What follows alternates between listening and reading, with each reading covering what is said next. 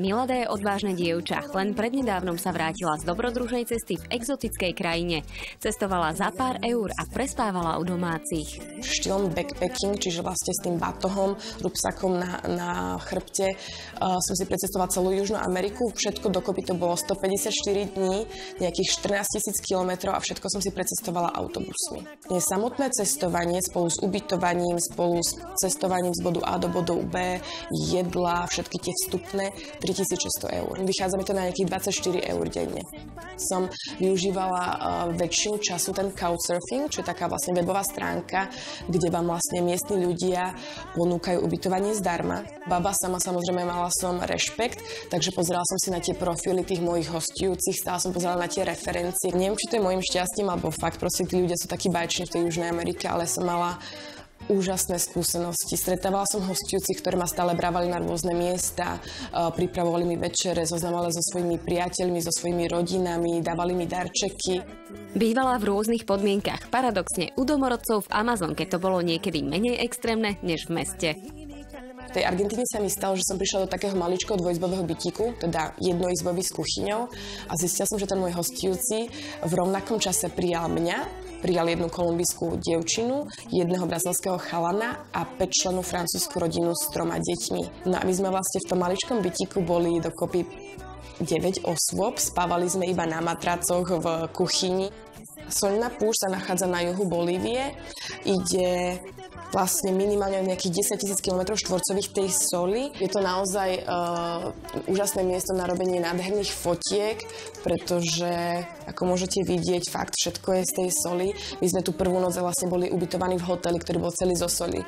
Čiže moja posteľ bola zo soli, moja podlaha vlastne v izbe bola zo soli, jedalenské stoly, jedalenské stoličky, všetko bolo zo soli, takže to bolo naozaj pekné. V Ekvádore chvíľu pracovala ako sprievodkyňa v cestovnej agentúre, takže sa dostala aj do amazonského pralesa. Videla som, ako tie detičky žijú jednoduchým životom, majú vlastne iba taký kus látky cez seba. Tí dospelí rodičia vlastne ich nechávajú hrať sa s mačetami. Tie 5-ročné detičky sa starajú o svoje 5-mesačných súrodencov. Sme si mohli vybrať, či budeme spať v tých chatkách alebo v tých hojdacích sieťach. Tú prvú noc som to dala dovšti v tej chatke, ale kvôli veľkému množstvu švábov sa to ozaj nedalo, tak potom tú druhú noc už vonku, repeleto pokrytá v tej hojdacej sieti. A mi ponúkli ich posvetný nápoj, ktorý sa volá čiča.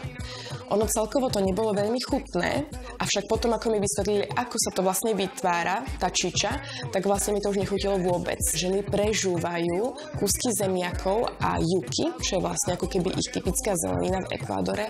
No a oni to potom vypľúvajú, nechajú to destilovať a potom vy to musíte vypiť. Bolo by to náznakom neslušnosti, ak by ste to neprijali. Vyskúšala si viacero adrenalinových športov a dostala sa aj do životu nebezpečných situácií. Je to aktivita, ktorá sa volá zipline, tu už som išla ako sprievodkyňa. On teraz na konci je celkom dobre vidieť, ako to ide rýchlo, keď to takto preletí na to kamerou. Nejakých 80 km za hodinu. Áno. A najlepšie bolo, že na tom konci tak oni tak kričali, že stoj, nerob to. Čiže chceli ma tak vystrašiť, že nemala by som ísť tak rýchlo. A tak čo už môžete na konci, už nič. Som sa chcela pohojdať na takej nezaistenej hojdačke, na takou 200-metrovou priepasťou. Nejako sme sa nedohodli a chcela som si to zliesť sama, no ako som začala zliezavať, tak som sa začala šmýkať dole do tej rokliny a tesne pred tou priehlbinou, tú 200 metrovou, som sa zachytila a nespadla som. Po tej nehode v tej Amazónii mi to ešte ako keby nestačilo, tak som si skačila takýto bungee jumping, kde vlastne môžete vidieť, že po tých 50 metroch, kvôli tomu, že som neskočila správne, ma udrelo to lano celkom silno. Mala som to celkom narazené, popuchnuté, mala som tam aj modrinu na niekoľko dní a popravde idem na budúci týždeň na rentgen tej hrude, pretože stále mám pocit, že to nie je úplne v poriadku, na dotyk je to celkom bolestivé.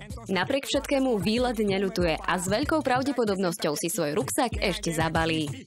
Ahoj, volanza Jorge. Ahoj, volanza Miguel. Ahoj, volanza Julio. Pozdravujeme i Perú.